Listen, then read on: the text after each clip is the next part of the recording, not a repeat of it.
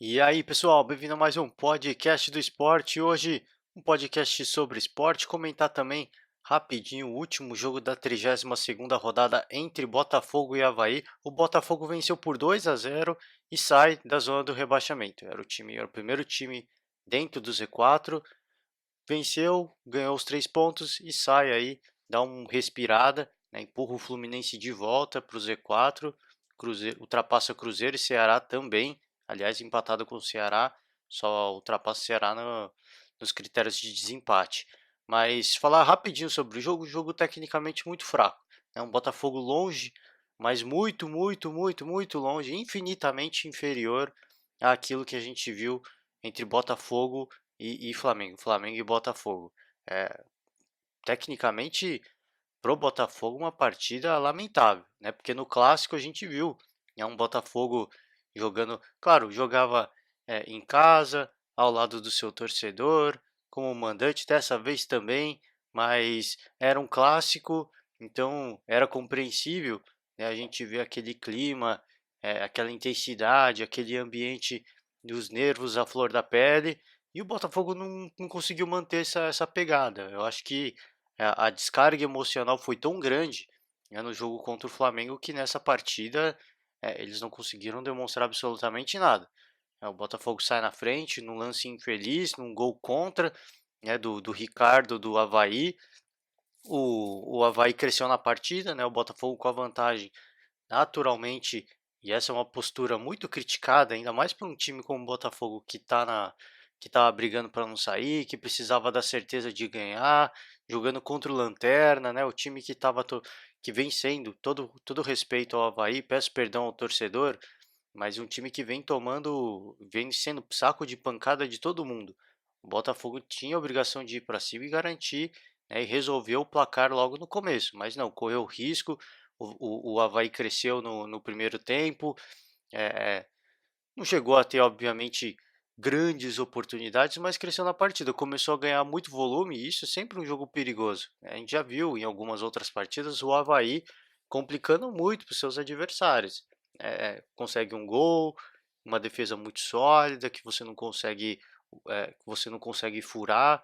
Então o Botafogo, na minha opinião, fez um jogo extremamente perigoso, mas conseguiu ampliar sua vantagem num lance de pênalti, um gol do Diego Souza, e ficou por isso mesmo, né? O Avaí mostra que, apesar de às vezes sobrar vontade, sobrar entrega, falta qualidade técnica, falta qualidade para pôr a bola na rede.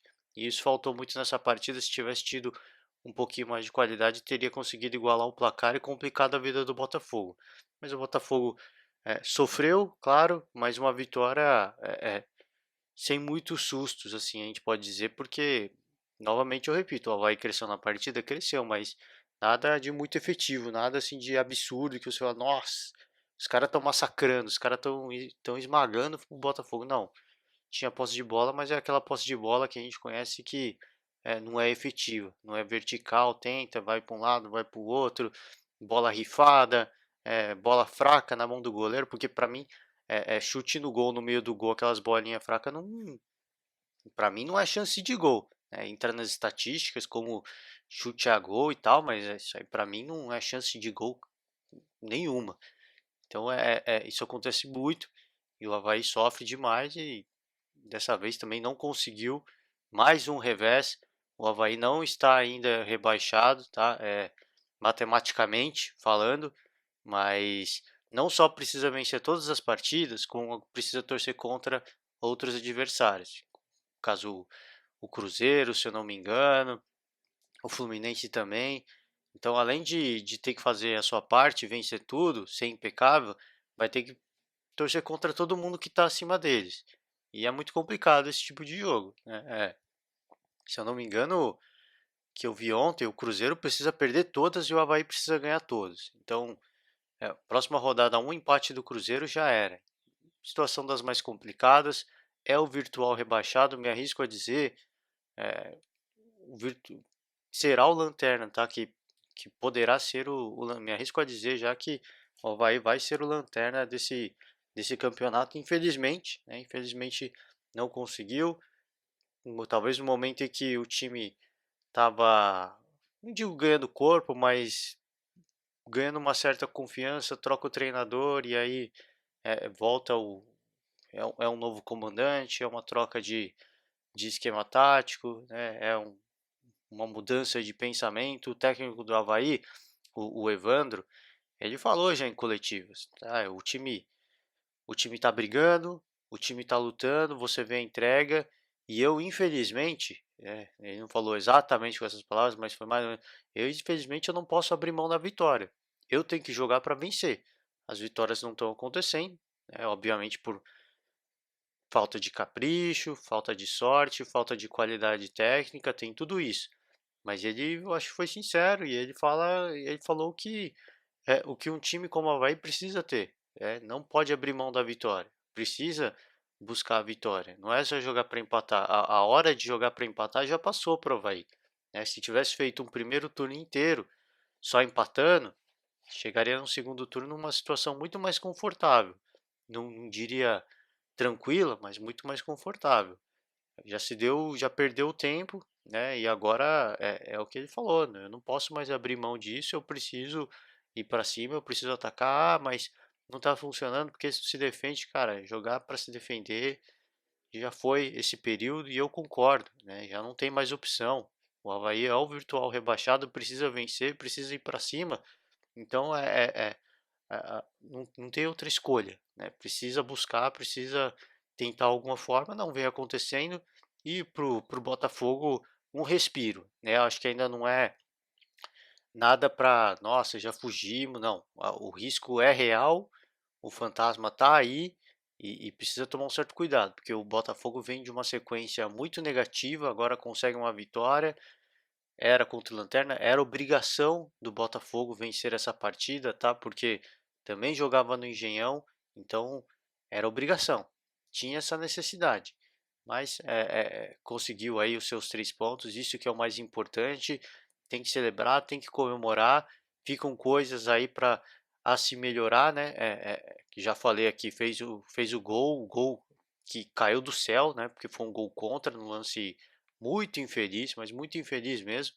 E, e o Botafogo recuou muito, deixou muito espaço. Então, esse é o tipo de coisa que não pode acontecer, tá? Ainda mais para um time que tá brigando para não cair, que não pode correr riscos.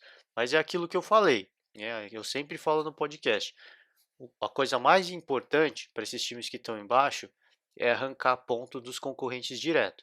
E o Fortaleza fez isso nessa rodada, venceu de 1-0 o Ceará, o Botafogo faz isso, o Vasco, que para mim já não corria risco, mas tem aquela, na matemática, sempre ainda é possível, apesar de muito improvável, o Vasco venceu o CSA de 3-0 no Rei Pelé.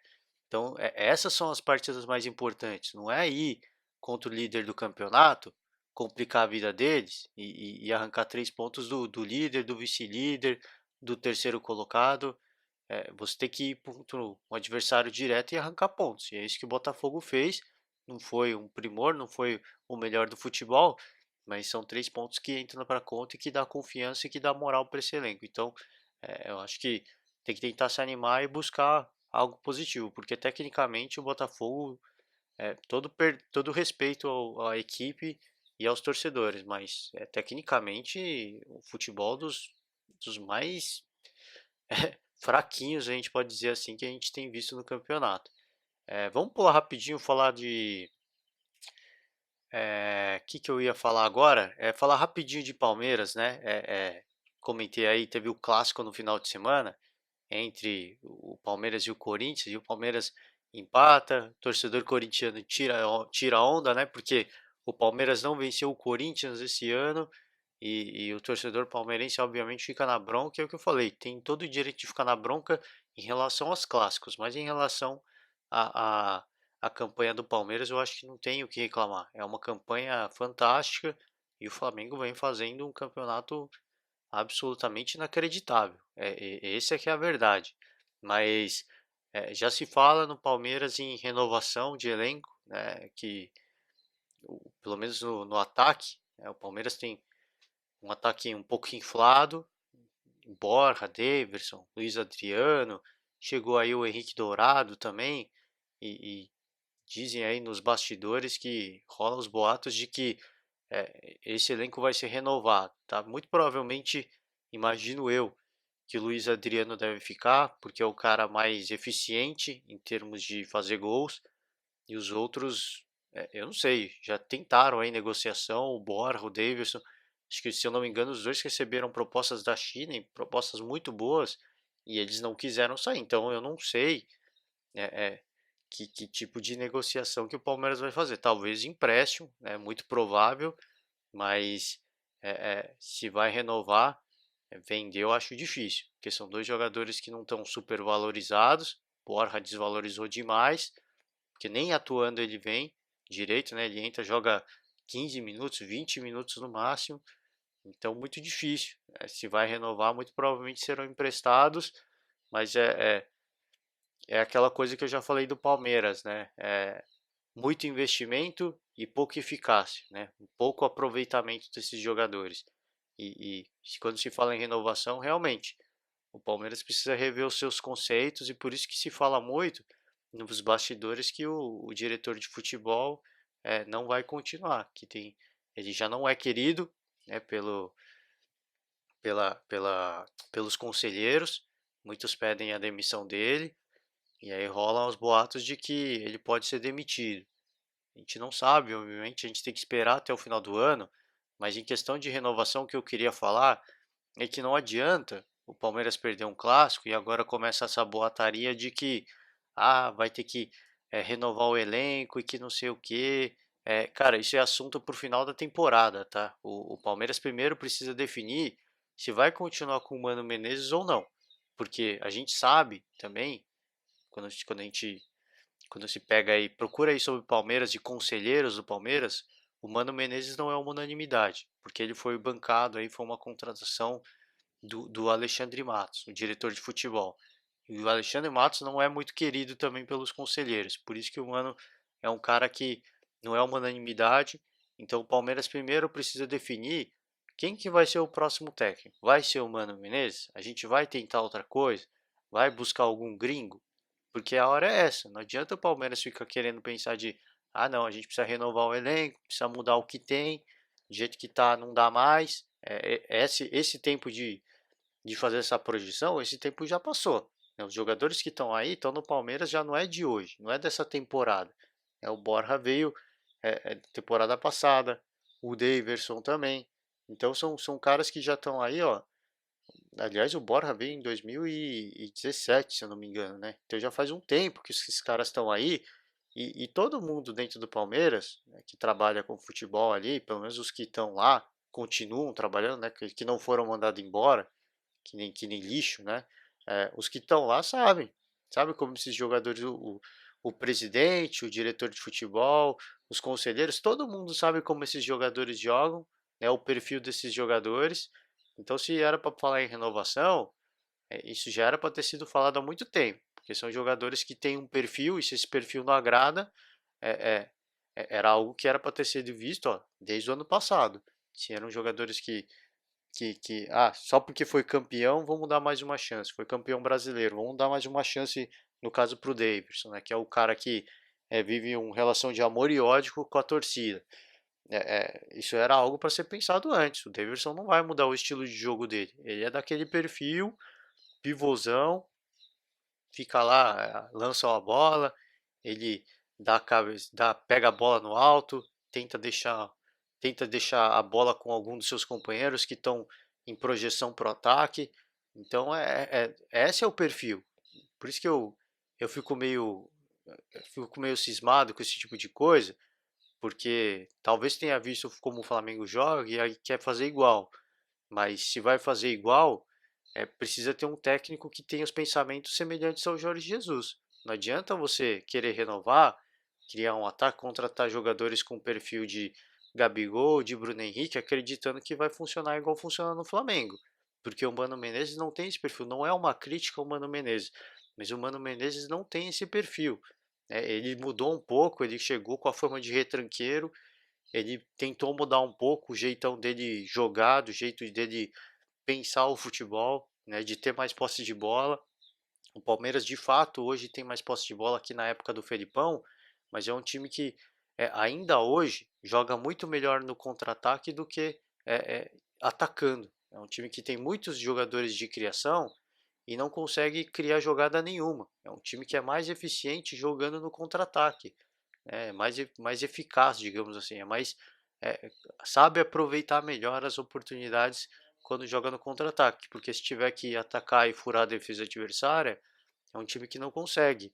E muito de caso disso, muito disso é pela própria filosofia do Mano também. Não só é um time que herda isso da era Felipão, é um time que vem com esse perfil já há um bom tempo, mas também o Mano Menezes não tem muito disso de atacar, né, de abafar, de pressionar o adversário, de marcar adiantado o tempo todo. Esse não é o perfil do Mano Menezes. Ele pode ter mudado. Vão tentar ter um pouco mais a posse de bola, controlar mais o jogo, não correr tanto risco, não dar tanto a bola para o adversário, para a gente não correr riscos desnecessários. Tem esses conceitos? Tem, mas não é um conceito de vamos em dois, três passos chegar lá na frente, é, tentar um dos pontas pressionar, puxar o drible, né? Enfim, criação de jogada. Esse é o tipo de coisa que no Palmeiras não existe, né? E só vai existir com uma mudança de mentalidade, digamos assim, né? De como se pensa o futebol. Então eu não é nada contra o Mano Menezes, eu acho que ele é um bom treinador, eu acho que não foi um erro a contratação do Mano Menezes, assim como não foi um erro a contratação de Felipão, pegar aí os caras do passado, Cuca, Roger Machado, eu acho que não foi um erro. Acho que o que o Palmeiras tem que entender, e o torcedor também, é que a partir do momento que você contrata um treinador e faz a aposta nesse treinador, o futebol vai ser refletido. O futebol que a gente vai ver no Palmeiras é um futebol que aquele treinador pensa, né? Não fique imaginando que vai acontecer de ver um time que joga semelhante ao Flamengo, que joga semelhante ao Santos, que joga semelhante ao Atlético Paranaense, porque isso não vai acontecer. Então, essa fica aí a minha crítica. Se vai renovar o elenco, ok, eu acho que é totalmente válido, precisa renovar de uma certa forma, porque o Palmeiras fez muitas contratações ruins que não foram aproveitadas, mas antes de pensar em renovação, eu acho que o que precisa ser definido é o técnico, é o comandante. Quem que vai vir para o Palmeiras? Porque se o Mano Menezes, por exemplo, quer o Daverson no time dele, e quer o Borja também, não vai adiantar você vir e falar, não, nós vamos renovar porque não está dando certo, e vir com alguns jogadores para o Mano Menezes que na cabeça dele, ele pensava um esquema de jogo com o Daverson Borja. Aí traz um cara com perfil de Bruno Henrique, por exemplo. Não vai funcionar, porque ele não pensou nesse estilo de jogo. Então é isso que o Palmeiras precisa definir primeiro. Não é já pensar em renovar isso e aquilo. Precisa primeiro pensar quem que vai ser o cara que vai treinar o Palmeiras e precisa primeiro trazer esse cara. Porque esse cara precisa definir o que vai ser o Palmeiras do ano que vem. A gente vai continuar com o Mano Menezes? Então beleza. Se é o Mano Menezes que quer renovar, então dá carta branca e ele faz o que ele precisa fazer para ter um time que ele considere mais competitivo para o ano que vem. Tá certo, galera? Acho que é isso aí por hoje. Amanhã a gente volta com mais assuntos, né, sobre futebol.